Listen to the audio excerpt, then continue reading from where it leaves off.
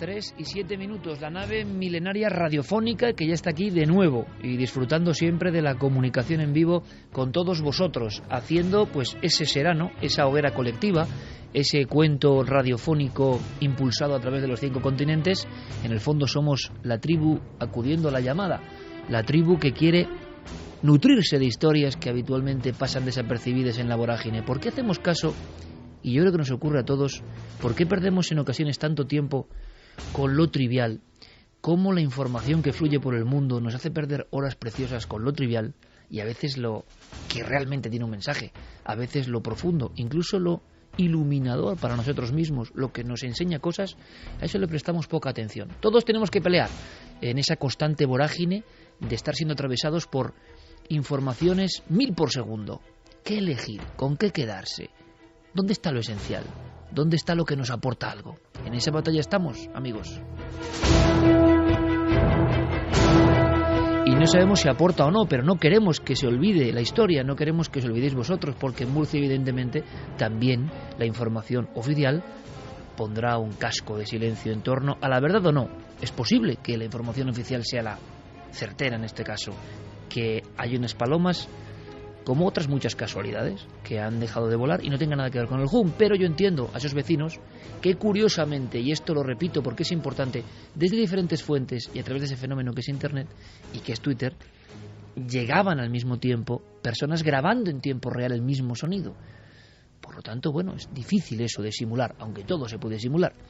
Es un sonido diferente, es un sonido no tan fuerte como el de Cádiz, en mi opinión, hay que amplificarlo, es como una especie de motor lejano, pero lo que sabemos hasta este instante, nuestro compañero Carlos Largo sigue obteniendo datos sobre el terreno, es que muchos amigos y amigas de Murcia que dormían plácidamente se despertaron repentinamente, de nuevo lo mismo, y una especie como de motor apagado se escuchaba en toda la ciudad.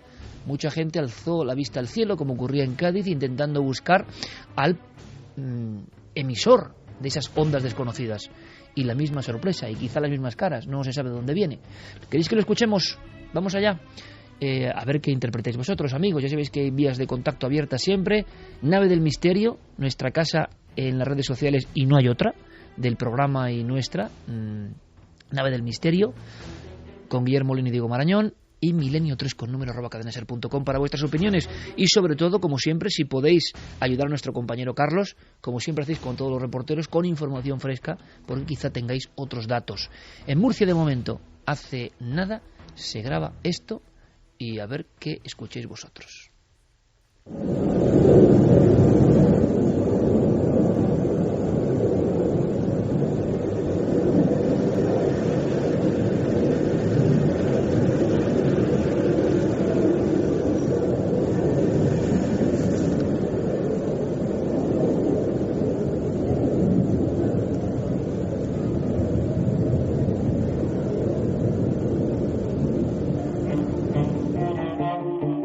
Es como un sonido de vagón de tren o algo, pero más lejano, ¿no? No es ese sonido algo crepitante. Electrónico también. Electrónico también, sí. ¿Qué puede ser? Pues no sé qué puede ser, porque a veces puede ser el mismo fondo sonoro de la propia ciudad, algún tipo de cuestión que tiene que ver con la electricidad. No es tan claro, no es ese chirrido, ¿verdad? No es tan metálico. Como el del otro día, el de Cádiz. A mí me parecía más como más de fábrica. Mar, más... bueno, dices algo más... Sí, más acuático. Como natural, quizá. Sí. La gente hablaba como de un avión, un F-5, uno de estos aviones cuando de repente rompen la barrera del sonido. Y como un bramido del aire, más que... Eso es, y que incluso parecía un trueno, pero prolongado en el tiempo. Lo que ocurre es que la grabación no se capta exactamente igual que se escuchaba en el momento. Pero sí que debió llamarles la atención porque, como decías al principio, en Twitter es mucha la gente que empieza a escribir que hay un sonido muy extraño en toda la ciudad. Sí, algo que no es convencional y que llama la atención, como en Cádiz. Ahora, claro, sea lo que fuere, a través de las redes sociales es curioso, es el primer medio, esto está cambiando y ha cambiado evidentemente, donde uno puede enterarse de un fenómeno en el tiempo en que está transcurriendo. También cuidado también con los días ha habido un temporal por toda la problemas. Zona de sur de Alicante y Murcia, tremendo, granizadas, incluso igual hay algo atmosférico ahí, ¿no? Unos cambios, bueno, sea como fuere, algo que sorprende. Claro, también ahora, con la fama que se está dando al ham, y somos culpables también de eso, cualquier sonido no ordinario y que suene un poco así raro, se va a tomar como ham, ¿no? Sí. Hay que tener cuidado. Claro, lo que te decía antes de la interpretación, ya hemos metido esa unidad de clasificación en el inconsciente colectivo y ya efectivamente cualquier sonido poco común puede pasar a la categoría de ham. Yo escuchando esta grabación me faltan todas las frecuencias agudas, o sea, exacto, me falta ese chirriar o ese sonido ese de desgarro cántico metálico, de sí. O sea, es muy que en grave. Cádiz es que era brutal, es que el de Cádiz parecía casi voces de alguna forma, pero también había otro arquetipo que se ha convertido en moderna imagen del misterio, porque el ham sería esos misterios que en los libros de 15 años antes no aparecen en ningún sitio. O sea, se incorpora también las muertes masivas de animales. ¿Cuándo en el mundo del misterio se había hablado de muertes masivas? Pues desde el inicio de 2011-2012, cuando en varios pueblos aparecen los pájaros muertos. Ahora lo ven las personas y lo interpretan muchos con el propio ham, pero parece que hemos encargado, claro, ese trabajo de intentar trazar paralelismos. Y como siempre, honestos, no hay ninguna... Yo pensaba, ¿se relacionó en Estados Unidos? ¿Se grabaría el hum o el ham en aquel momento con las muertes masivas de pájaros? Pero no. No parece que exista esa relación en principio, ¿no? Por la información que he manejado, y yo creo que, bueno, pudiera ser que quizás no se ha establecido esa relación porque a lo mejor tampoco en ese momento se ha interrelacionado. Hablamos de un fenómeno que es relativamente nuevo, el tema, me refiero al de ham. Es que tiene un par de años nada más. Aunque hay, como decíamos, algunos casos antiguos, de la antigüedad y tal, pero claro, es algo que todavía un poco desconocido incluso hasta para la propia casuística, ¿no? Bueno, vamos a ver si recogemos hoy, es posible, informaciones, porque siempre será bueno llegar un poco más allá. La hipótesis oficial, envenenamiento, y seguramente en este caso sea así, pero claro, vaya espectáculo. O sea, uno va por una plaza de la zona vieja de Murcia y se le empiezan a caer las palomas encima y es que tiene que quedarse con cara de póker como poco. Y si encima en la ciudad está el rumor de que se ha grabado ese sonido, es lógico que se interrelacione. A ver si descubrimos, ¿no? A ver si las brumas no se ciernen sobre esta historia y descubrimos algo más. Lo que vamos a descubrir en un rato, ahora mismo, en una porción de esa columna de Santiago Camacho tan especial, para luego ir a otras historias, es el Hangar 18. Se ha hablado muchísimo de esta instalación secreta, secretísima, pero seguro que vamos a aprender, vamos a visualizarla mucho mejor.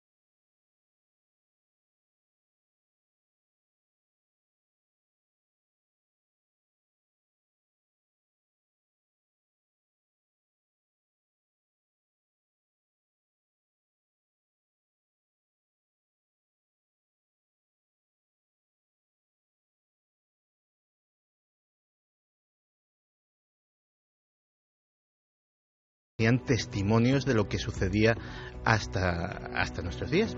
Resulta que Canal Historia ha conseguido un documento, un testimonio increíble de el hijo de una de las personas que estuvo allí, concretamente del hijo de Marion Magruder. Marion Magruder era una leyenda dentro del ejército estadounidense, de la Fuerza Aérea, uno de los mayores expertos en tecnología aeronáutica, y parece ser que fue llamado en julio de 1947 a ese mítico Hangar 18 a estudiar algo.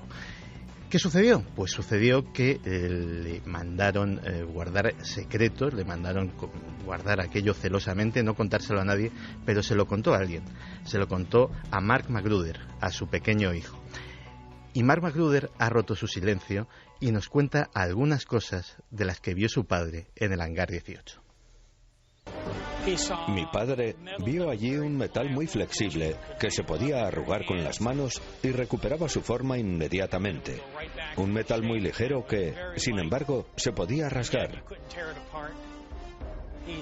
Vio parte de los restos de lo que había sido una nave extraterrestre. Vio cadáveres. Y vio también un ser vivo. Un ser vivo de aspecto, según él, como infantil, muy delgado y de cabeza grande y largos brazos con 4 dedos. Mi padre dijo textualmente: aunque no de forma deliberada, nosotros matamos a aquel ser. Dijo que se experimentó con él, pero que, evidentemente, no sabían cómo mantener vivo a aquel ente. Finalmente murió. Aunque mi padre fue más allá. Mi padre dijo: lo matamos nosotros.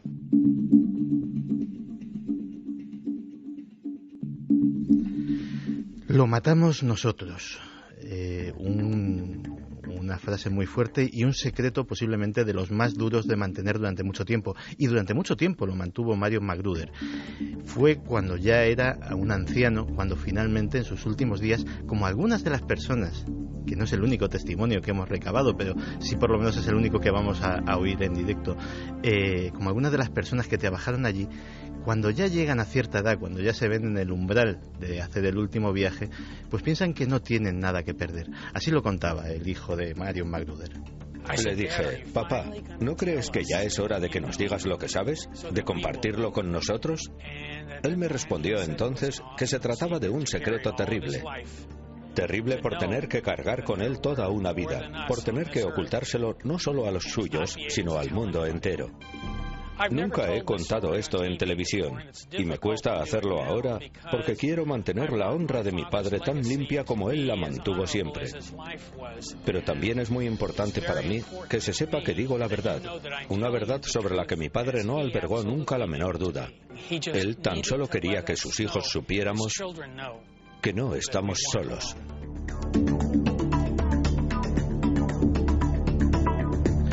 El testimonio de Marion McGruder es riquísimo en detalles y sería muy prolijo contarlos aquí, pero hay uno, curiosamente, que me llamó poderosamente la atención. Los cadáveres de aquellos seres tenían un intenso olor a pescado podrido.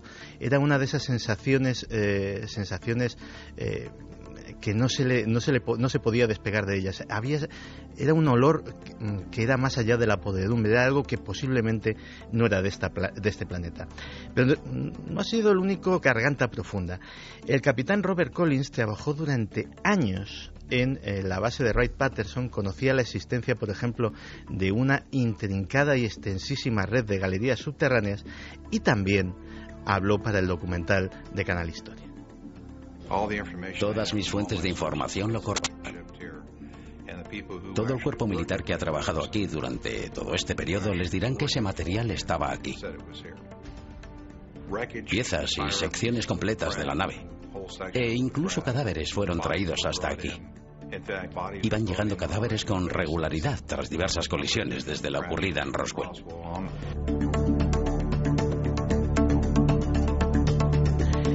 A pesar de que el Área 51 es famosa por el misterio que encierra, el lugar lógico para llevar esto era precisamente la base aérea de Wright-Patterson. ¿Por qué? Porque ahí tiene su sede lo que se llama la División de Tecnologías Exteriores.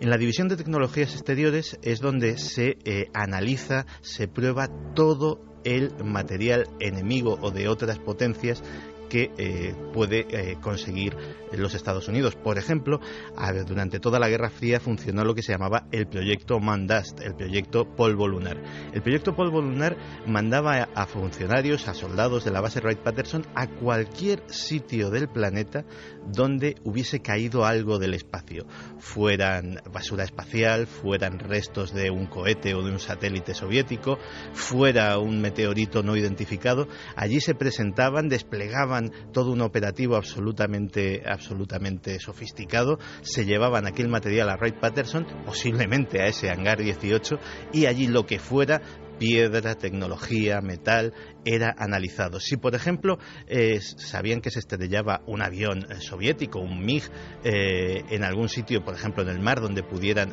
acceder a él, movilizaban a la Marina y conseguían los restos de ese aparato. De hecho, consiguieron, sin tener muchas veces los aviones originales, en Wright-Patterson se llegaron a fabricar copias exactas de todos los modelos de MiG que tuvo la Unión Soviética durante la Guerra Fría.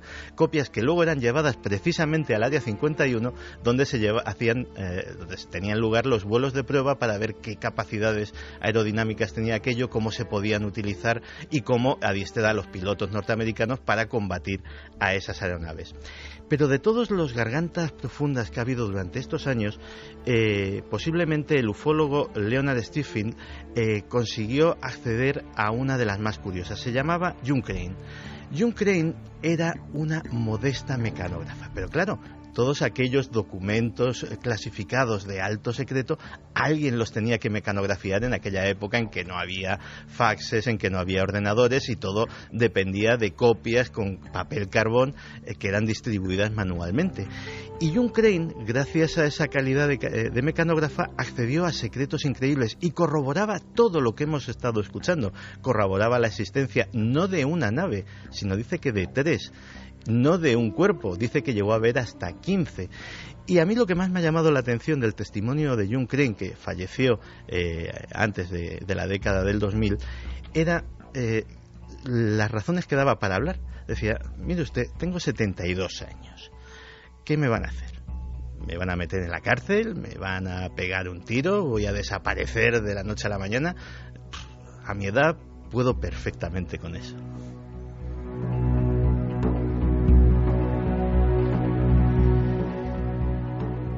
Curiosamente, cuanto más nos adentramos en las características de la base de Wright-Patterson, más piezas nos encajan en esta historia.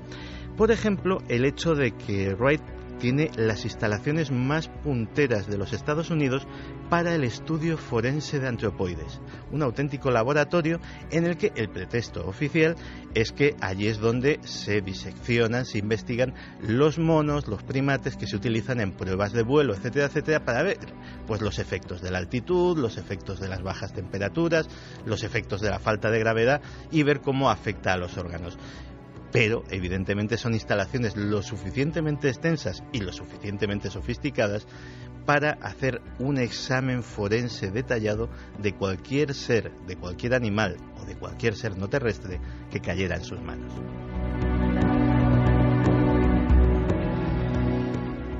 Fíjate que el sitio del que estamos hablando es tan secreto que la mayor parte de los miembros del alto mando norteamericano no tienen clasificación de seguridad para acceder a él. Hay otro testimonio muy curioso porque tuvo lugar en uno de los programas de más audiencia de los Estados Unidos, el programa de entrevistas de Larry King, y que el protagonista era ni más ni menos que un senador de los Estados Unidos, Barry Goldwater, senador de Arizona. Barry Goldwater estaba siendo entrevistado por Larry King y surgió esta anécdota. Él, en su calidad de senador, visitó la base aérea de Wright-Patterson. Y el general que le hacía de guía, se llamaba Curtis LeMay, pues le estaba enseñando las instalaciones y entonces dijo, oye, yo soy senador de los Estados Unidos, tengo derecho a preguntar más o menos lo que quiera, a fin de cuentas represento a los contribuyentes. Dice, bueno, ¿y esto del hangar 18 es verdad? ¿Puedo visitarlo?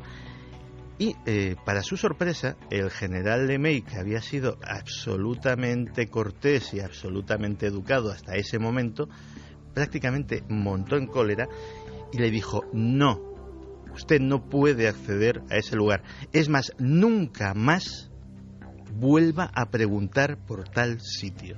Eso lo dijo el propio senador en la entrevista con Larry King.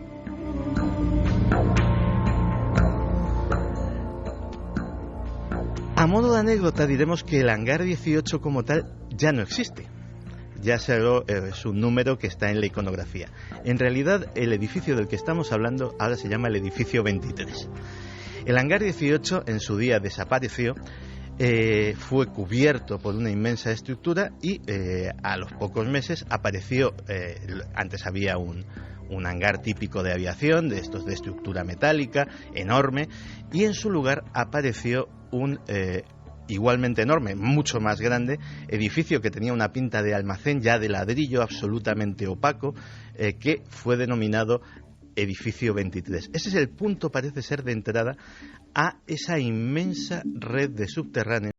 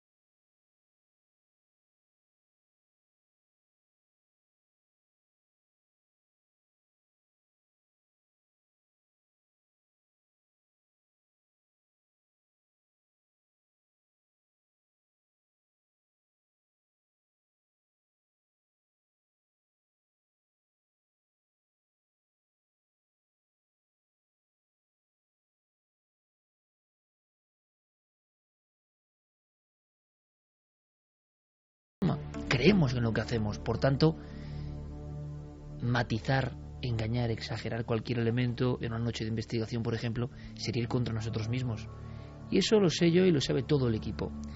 Y yo no estoy diciendo nada más, simplemente que es curioso. Será que algunos tienen mucha suerte y que siempre que van a los sitios pasan cosas. Fantástico. Pero también, en el buen sentido lo digo, que las grandes multinacionales de la producción televisiva mundial, que siempre habían estado muy alejadas de estos temas, estén cubriendo sus parrillas con temas de misterio puro y duro, sorprendente. Mira, con lo que no se puede competir, no sé si les pasan muchas o pocas cosas a los de estos programas, pero cachas, lo que se dice cachas están, o sea, nosotros no tenemos ahí ningún punto de competencia. Pero es curioso, porque a mí me lo dicen constantemente y yo digo, bueno, pues me parece genial, es verdad, me parece genial que pasen todo tipo de cosas. Nosotros, todo tipo de fantasmas, sí, ¿no? Nosotros simplemente contaremos lo que de verdad hemos visto, porque al mismo tiempo, en el mismo nivel que los espectadores, queremos saber de verdad qué pasa con el misterio. Asombroso, por eso lo dejo caer ahí. Demasiado asombrosas estas declaraciones sobre el Hangar 18, demasiado increíbles, reales. Seguiremos indagando, Santi.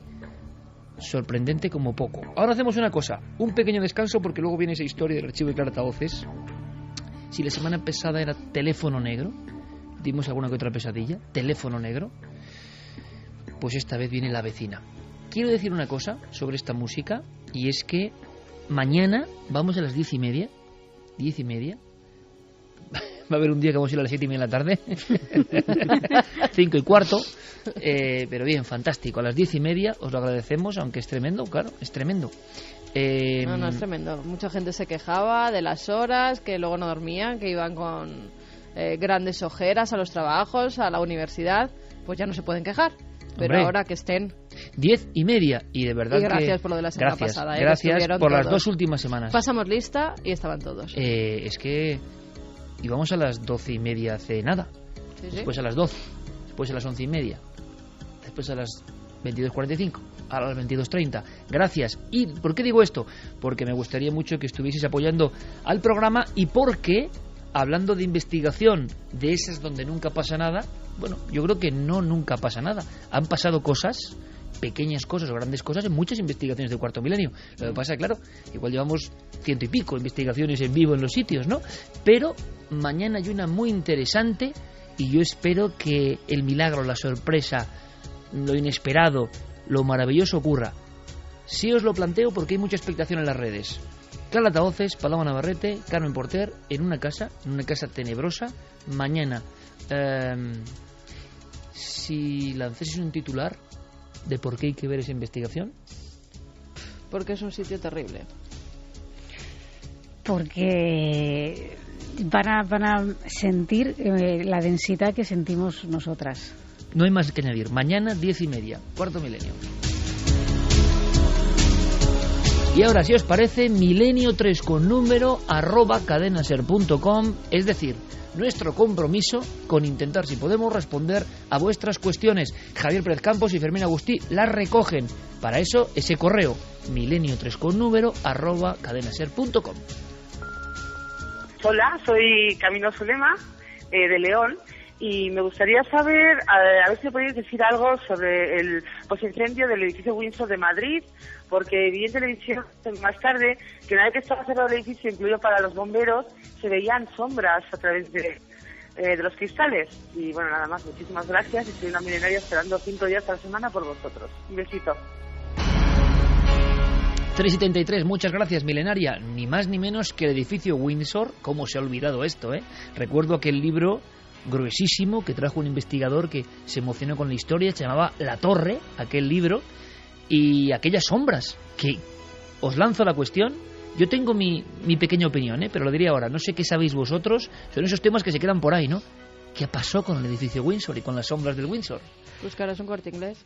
¿Sí? Yo iba a ir por ahí, sí, pero tú sabes como yo que en ese Corte Inglés pasan cosas. Nos han comentado cosas. Sí, en la sección de juguetes. La verdad es que yo ese tema del incendio lo viví de cerca porque casualmente... Estabais al lado, ¿no? En la redacción de Más Allá. La redacción de Más Allá está justo enfrente del edificio y de hecho nosotros nos costó al día siguiente poder entrar porque la zona estaba acordonada. Aún así entramos.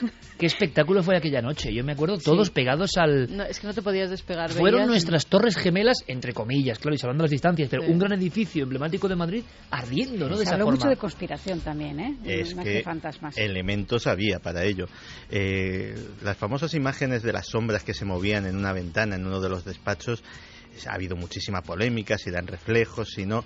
Yo solo dejo caer una cosa: los reflejos no necesitan un zulo de venerables dimensiones para entrar y salir del edificio, como el que se encontraron los bomberos cuando hicieron la inspección ocular del sitio. Eran visiones y reflejos muy densos, ¿no? Sí, o sea, necesitaba un boquete como de 2 metros para entrar y salir y sacar algo voluminoso, porque una persona entra por un boquete. Pero no se ha sabido nada. Yo lo que quería aportar era una mera anécdota, porque no he sabido nada realmente, silencio absoluto. Y ese gran edificio del Corte Inglés, un día estamos ahí comprando juguetes y nos dicen que realmente gente amabilísima, que siempre nos trata de maravilla, hay que decirlo, y que hay mucho oyente en el Corte Inglés, sí. Y nos dicen, oye, es que aquí nos contaban la historia de uno de los jefes de planta y que de repente creyó ver, si no recuerdo mal, una sombra o un niño o algo. Y claro, ese edificio es imponente, es grandísimo, es el viejo Windsor. Y en la parte del final, se ha quedado un niño aquí y estamos ya a una hora muy intempestiva, cuando no queda casi nada del edificio, y según va avanzando, ese niño se mete entre los gigantescos osos de peluche, caballos de madera y patinetes, y ya no está en ningún sitio, ¿no? Curiosa historia. Buenas noches, milenarios. Mi nombre es Carlos, soy de Guardamar del Segura, y mi pregunta era un poco para Carmen, ya que sé que Carmen es de mi zona, es de la zona de Guardamar.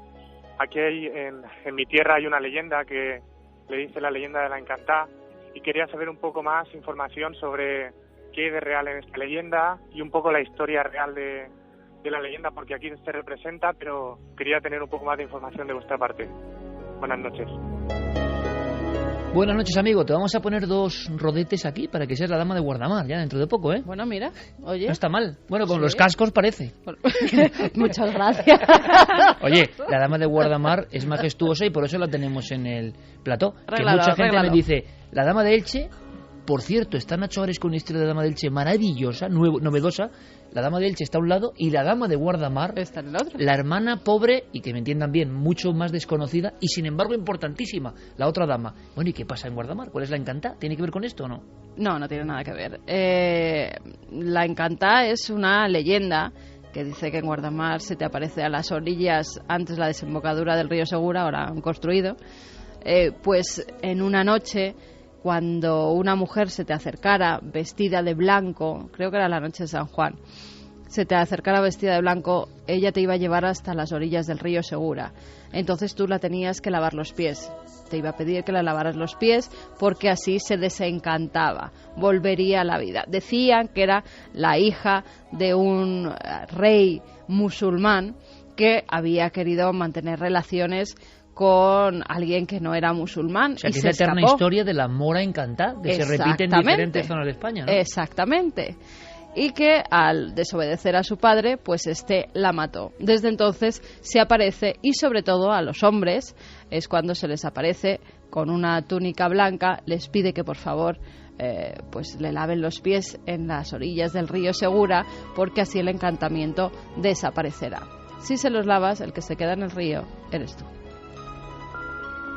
Buenas noches, soy Gustavo da Silva y llamo desde Lloret de Mar.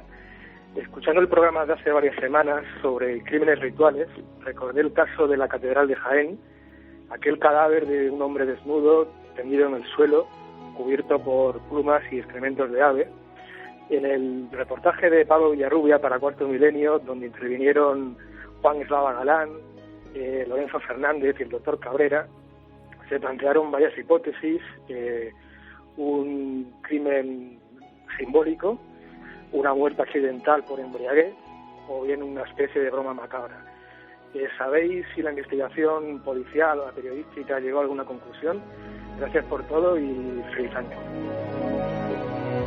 A este amigo solo le digo que igual tienen que fichar por Milenio, porque madre mía, vaya crónica, que bien estructurada, qué análisis de datos, sois auténticamente maravillosos. Yo creo que esto, yo personalmente creo que la investigación no llegó a nada. No. Que se cabrearon un poco con nosotros los policías de Jaén, porque hombre, Iker, ¿cómo decís que esto era misterioso y lo sigue siendo? Y creo que es que no han resuelto nada. Santi, no sé si tienes más datos, ¿tenéis más datos alguno? No, en absoluto. O sea, de hecho, lo que ha hecho el oyente muy bien es resumir las hipótesis que se barajaron en su momento. Había una serie de elementos, las plumas, el calzado perfectamente colocado.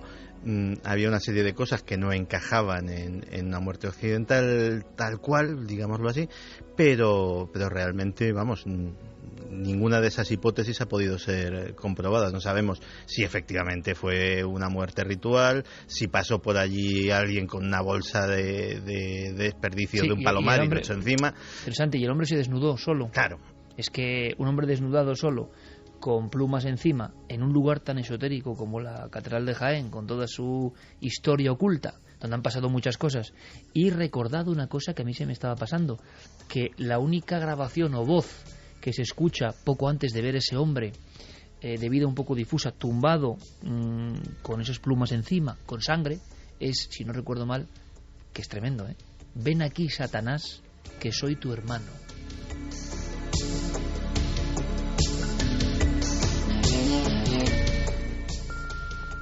Buenas noches, me llamo Laura, llamo de Madrid y preguntaba por un reportaje que sacasteis la temporada pasada, al principio de la temporada, coincidiendo con el cambio de hora. Bueno, hablaba sobre que se había hecho un estudio en algunos abrigos de la zona de Levante y tal, referente a que las pinturas prehistóricas parecían influir en la acústica de lo que es el abrigo. Y nada, como no sabía si se había publicado algo más sobre el tema y tal, pues si sabíais vosotros algo. Y nada, buenas noches y un abrazo a todos. Pues resumiendo, porque este es un poco mi campo, o el que me gusta a mí, Se están haciendo experimentos ahora mismo, podemos decirlo, nos lo comentaba Roberto Ontañón, y esto te puede interesar, en las cuevas más profundas del Paleolítico, pruebas acústicas. Y pruebas acústicas que están llegando a conclusiones muy interesantes, donde hay abrigos pintados de determinada además dimensión, se producen unas sonoridades incluso de la voz humana que varían. Esto que cuentas tiene que ver con la pintura levantina, que es posterior a la de las cavernas. Es una pintura que se hace en abrigos y que tiene ya 3.000, 4.000, 5.000 años. Por lo tanto, parece mucho más el ser humano. Recientemente se han descubierto unas, por cierto, en España muy curiosas de lo que parecen chamanes. Y en esas, incluso a la intemperie, resulta que también variaban las músicas. Se ha colado una psicofonía, no tengáis ningún problema. Me ha parecido escuchar la voz de Enrique de Vicente repentinamente. Son cosas de Noel para descongestionar porque sabe que viene a la vecina. Pero de repente he escuchado como la voz de Enrique, si no me equivoco, no sé qué he escuchado. Ha sido como un flash tremendo hablando yo de la pintura. En definitiva, yo creo que era Rajoy, pero bueno. Si puede ser Rajoy, pues ya imagínate. Pues ya es una psicofonía que me pone la carne de gallina. El asunto es el siguiente, como si fuese cualquier político, cualquiera. Me da absolutamente igual el color, todos me dan el mismo escalofrío. El asunto es el siguiente, en la prehistoria española se está abriendo el abanico a cosas que parecían heterodoxas y las autoridades están admitiendo que pasan cosas con el sonido en las cuevas y en los abrigos rupestres. Así que estaremos informando muy atentamente. Y ahora cambiamos de tercio rápidamente porque queremos conocer esa historia que nos trae Clara Tavoces de su archivo. Es una historia quizá breve.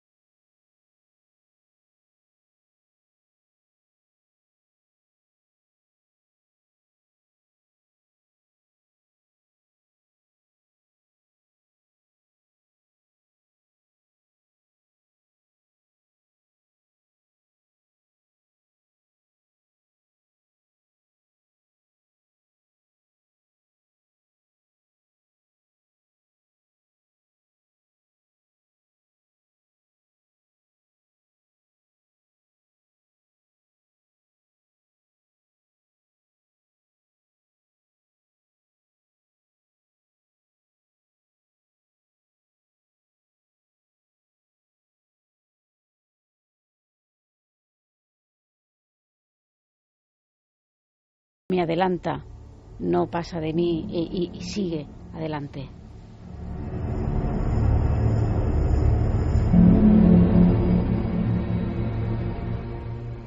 Los fenómenos no solamente tenían lugar por la noche, que esto quizás es lo más terrorífico, porque si ya ni de día puedes estar tranquilo, ¿qué se puede esperar de ese lugar, ¿no? En la sombra la veían ellos. Lo curioso de esto es que ellos no empezaron a ser conscientes de que estaba pasando algo en esa casa hasta que no ocurrieron muchas cosas y pusieron sus experiencias en común. Imaginad que si ya para un piloto, por ejemplo, hablar de por ejemplo, que haya visto un objeto extraño en el cielo ya es algo terrible, ¿no? Imaginar lo que sería decir, es que noto que hay aquí algo en esta casa. Eso sería todavía mucho peor, ¿no? Entonces, entre ellos, entre que se veían poco y no se animaban a contar lo que les estaba pasando, claro, no se daban cuenta de que esto que le había pasado a Miguel Ángel con la sombra, le había pasado también a sus compañeros a plena luz del día, estando viendo la televisión, cuando veían esa sombra atravesar por el pasillo. Claro, esa sombra, uno de ellos pudo por fin descubrir qué ocurría con ella. Y lo que ocurría es que se dirigía hacia un armario, lo atravesaba y se colaba en la casa de al lado. No solo apunte, Clara Daoces, leyenda.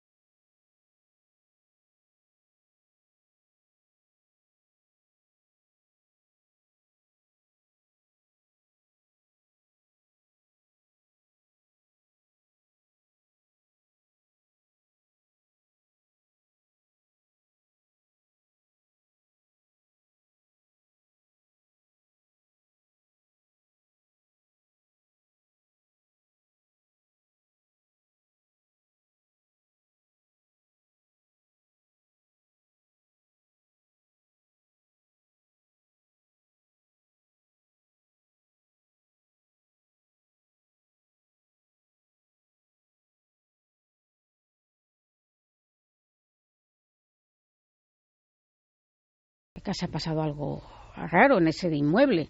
Y les dice que justo en la casa de al lado, donde veían a esa vecina, descubren que esa casa está deshabitada. No había nada.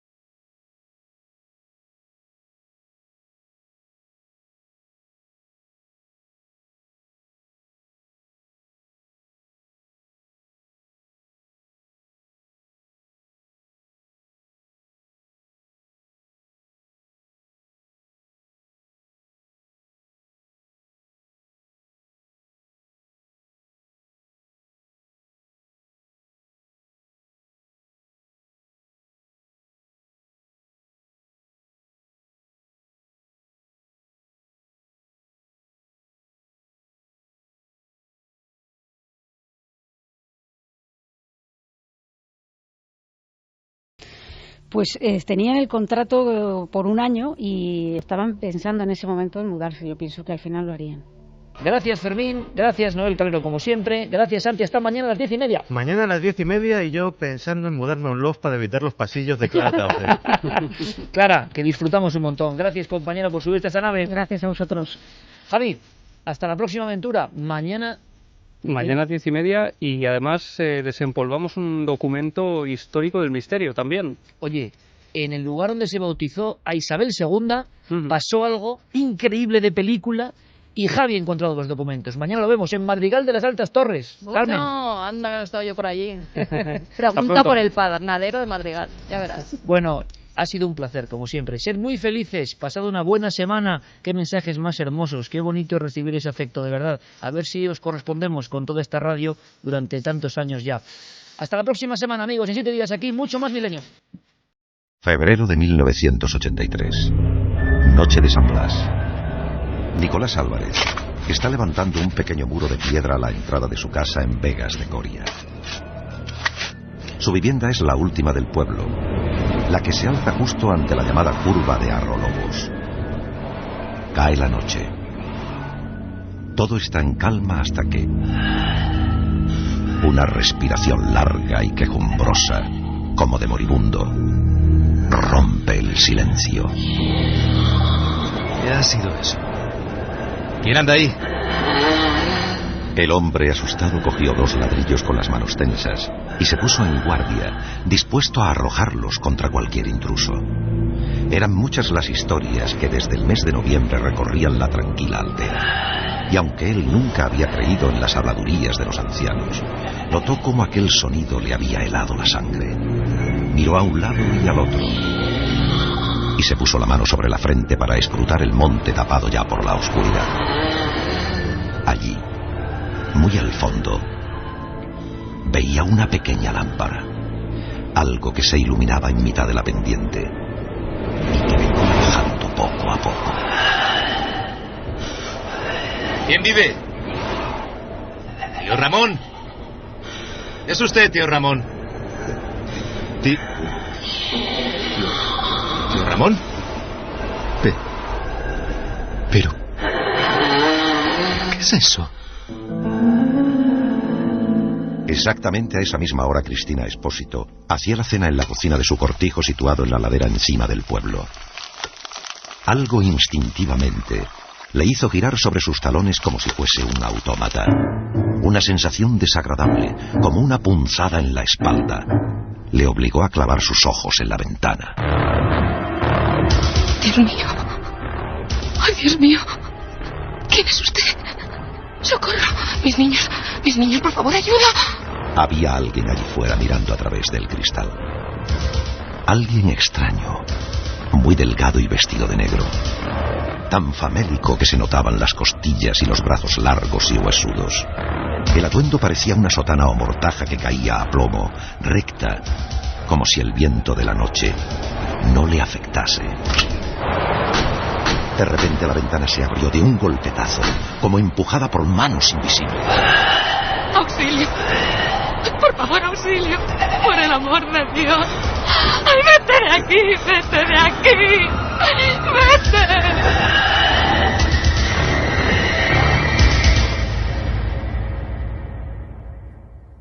¿Está usted segura de lo que dice? Sí, sí que lo estoy. Póngalo así. Parecía un esqueleto, un desenterrado, yo qué sé. Iba como con una capa fina que lo envolvía y se me acercó y... ¡oh! Tranquila. Gutiérrez, traiga un vaso con agua. Compréndalo, yo la creo, pero ¿cómo iba a medir aquello más de 2 metros? Eso es imposible. Mire usted, vi cómo tenía que agacharse para mirar por la ventana. Hizo el horrible gesto de bajar la cabeza y las medidas ya han visto cómo son. Eso tenía casi 2 metros y medio. Igual era alguien montado en algo, alguien con zancos, no sé. ¿Cómo voy? Por Dios, yo le juro que lo vi ahí mismo, dentro de la finca. No podía ser nadie del pueblo. Aquello era el mismísimo diablo. Mire, yo no sé qué poner en este informe, maldita sea. Ya son 10 las personas que lo han visto y no pueden estar todas mintiendo. Esa misma noche, entre las 9:15 y las 10, y según los informes tramitados por la Benemérita, Germán Expósito fue uno de los que más cerca se encontró con el fenómeno en plena curva de Arrolobos. Tuvo la mala suerte de ir en bicicleta justo por aquella zona.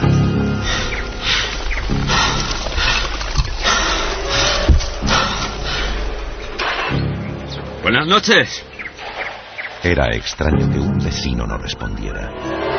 Pensándolo bien, aquel hombre detenido en un lateral de la carretera empinada no parecía nadie conocido. Permanecía quieto, con los brazos pegados al cuerpo, escondido ya entre la negrura de la noche. Germán echó pie a tierra y tuvo la tentación de mirar atrás.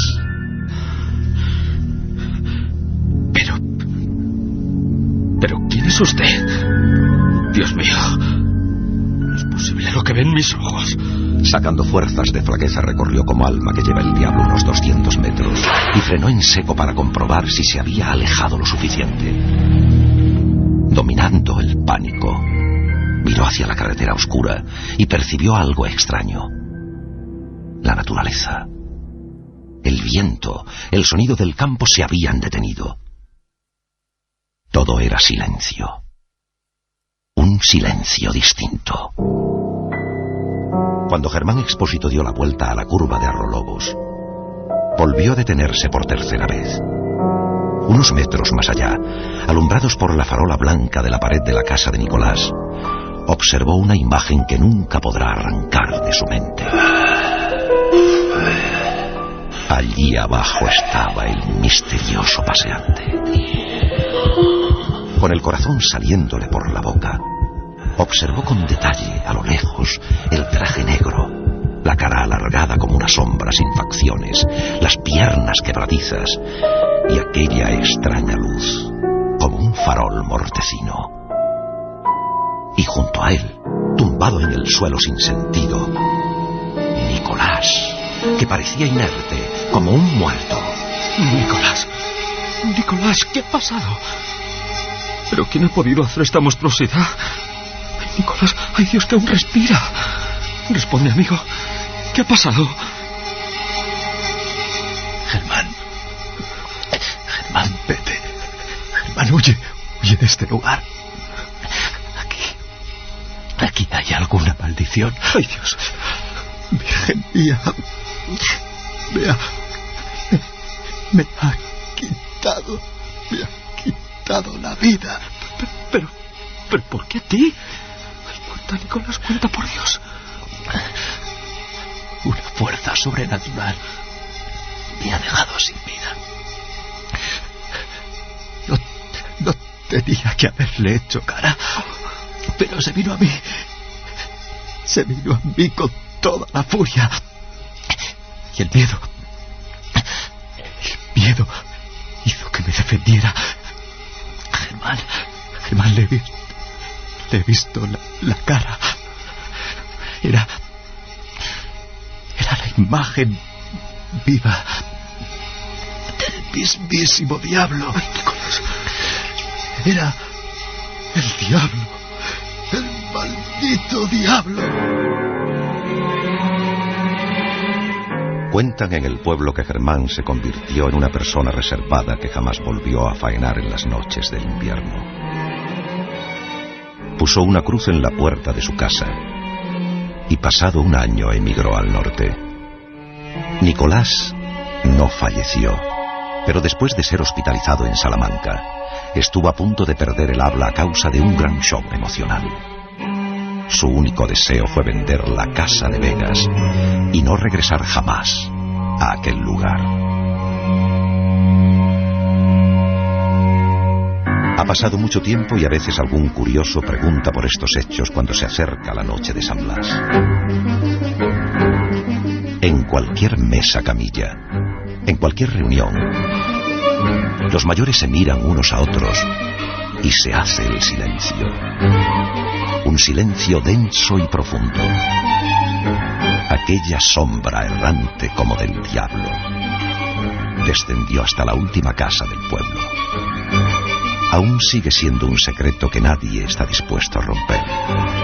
Un enigma que duerme entre aquellos barrancos oscuros, ante los que muchos, desde hace 20 años, se santiguan varias veces al pasar por ese extraño lugar.